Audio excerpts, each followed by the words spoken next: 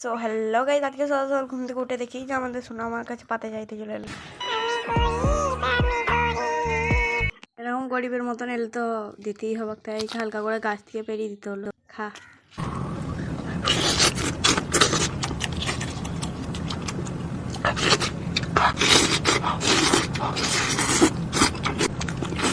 আমাদের সোনার খাওয়া দাওয়া শেষ, তাই কি আমার জন্য খাবার খুঁজতে চলে গেল। বলো না যে আমরা জঙ্গলে বাস করি, তাই আমরা খাবার খুঁজতে যাচ্ছি। আমরা ভালো খেলে তাই যাচ্ছি।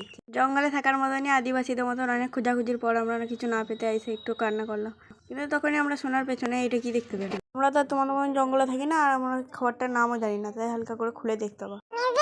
চল রে, আজ খাবার খাবো, ভালো ভালো খাবার খাবো।